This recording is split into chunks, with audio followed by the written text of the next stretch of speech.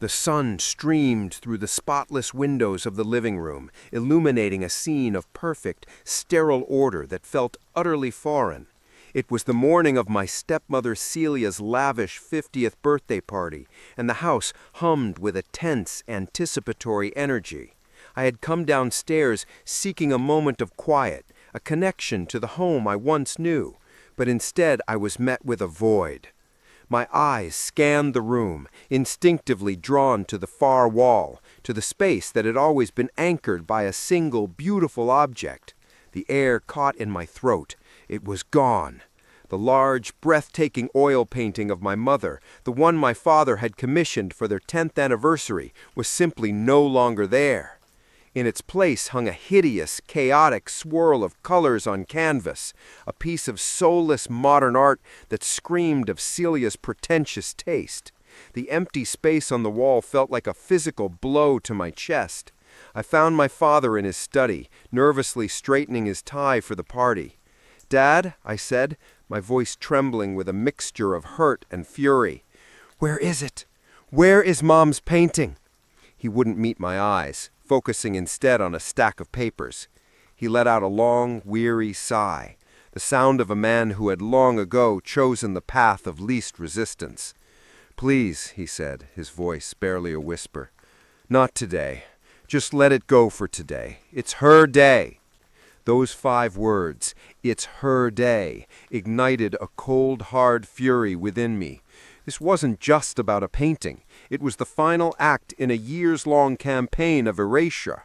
It was the culmination of her accidentally breaking my mom's favorite vase, of donating her cherished cookbooks to charity, of replacing the framed photo on the mantel with a glamorous shot of herself. My mother was being systematically deleted from our family's history, and my father was not just allowing it, he was an accomplice.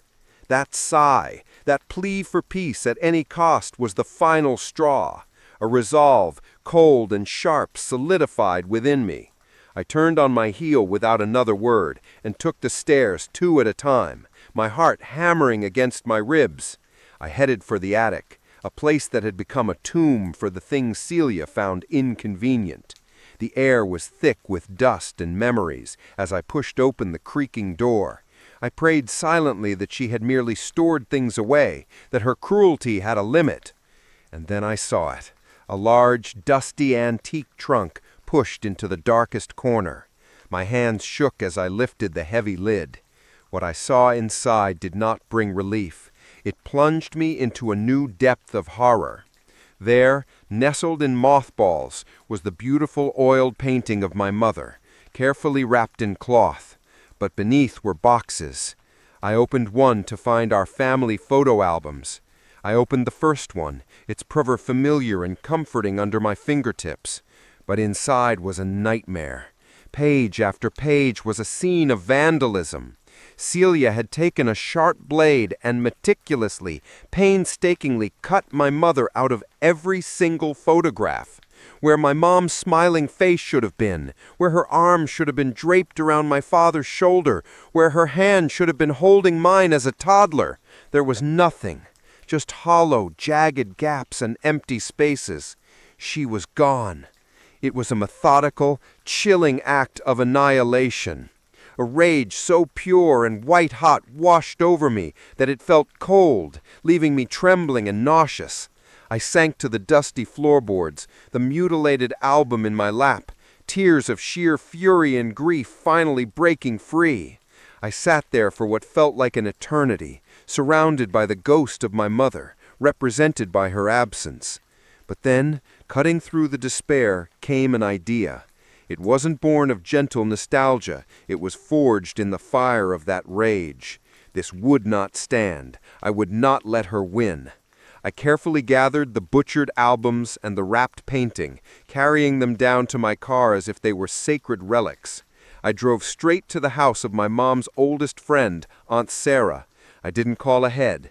I simply showed up on her doorstep, the albums in my arms, my face streaked with tears and dust. I couldn't even speak. I just opened the first album and showed her. Her hand flew to her mouth, her eyes widening in utter horror.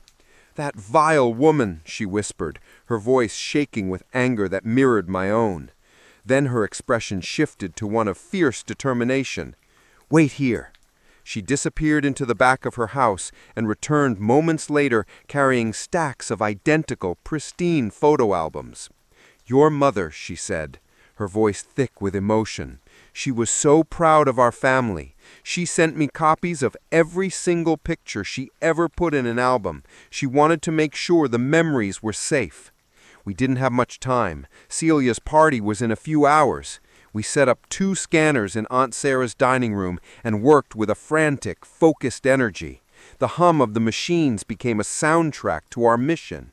We scanned every single photograph: my parents' wedding day, my mother's baby shower, Christmases, birthdays, lazy Sundays in the garden. Each image was a reclaiming of stolen ground. I found a talented digital artist online, explained the situation with desperate urgency, and sent the files. He worked miracles, not just restoring the scanned photos, but enhancing them, bringing the faded colors back to vibrant life, smoothing the scratches of time, making my mother's smile brighter and more alive than it had been even in the original albums. Throughout it all, my phone buzzed incessantly. "My father. Where are you? The guests are starting to arrive. Celia is asking for you. Don't make a scene. You're ruining her day. Please, just come home." Each text fueled my determination. He was worried about a scene. He hadn't seen anything yet.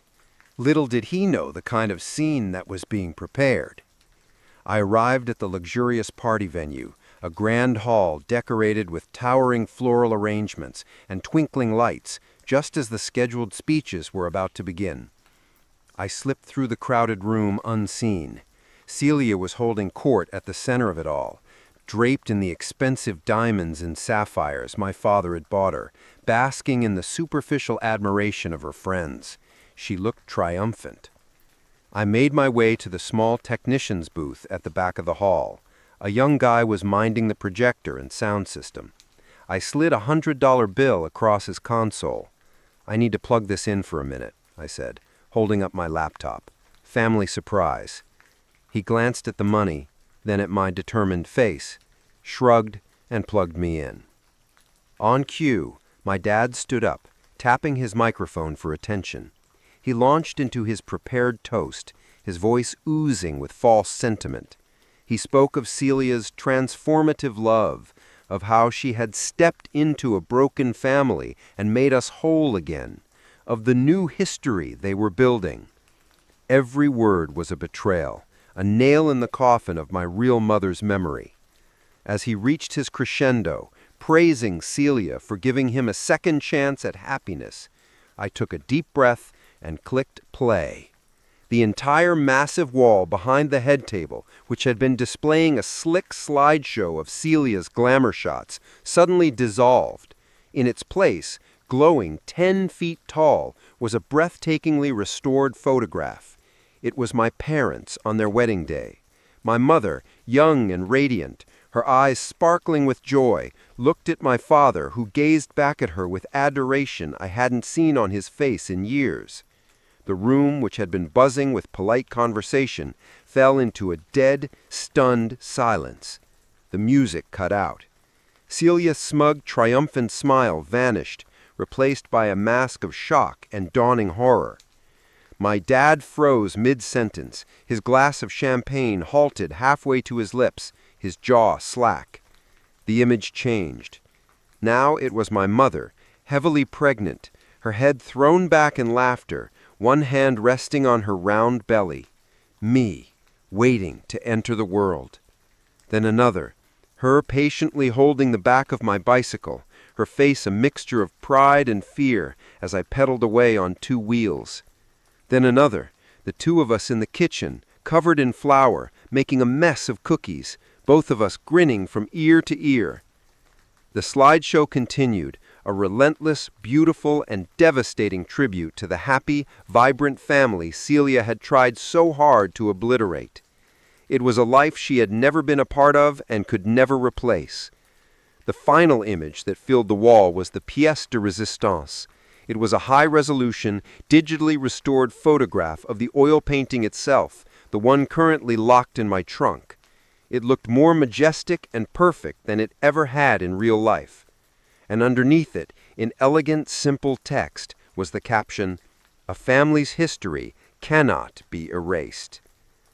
The silence in the room was now profound, broken only by a few gasped whispers. Celia was bright red, sputtering useless excuses to her horrified-looking friends. "It's a misunderstanding, a prank, his grief." But no one was listening to her. All eyes were on my father. He was just staring, transfixed, at the giant image of his first wife's face. His carefully constructed composure crumbled. The guilt, the shame, the memories of a love he had tried to bury, it all crashed over him at once. And for the first time since he'd married Celia, I saw a single, genuine tear roll down his cheek. He slowly turned his head from the image and found me in the back of the room. Our eyes locked. I saw no anger there. I saw only a dawning, gut-wrenching shame and a profound, heart-breaking regret. I had not done this to be vengeful. I had done it to show everyone in that room, especially him, the truth. I had done it to make my mother present again. I didn't stay for the fallout. I didn't need to see the aftermath of the shattered party. I had said what I needed to say. I turned and walked out of the silent, stunned room, leaving the truth shining brightly on the wall behind me.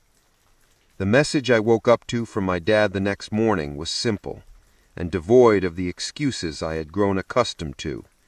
It said, "The painting is back on the wall. Come home. We need to talk." The battle was over. The memory had been won.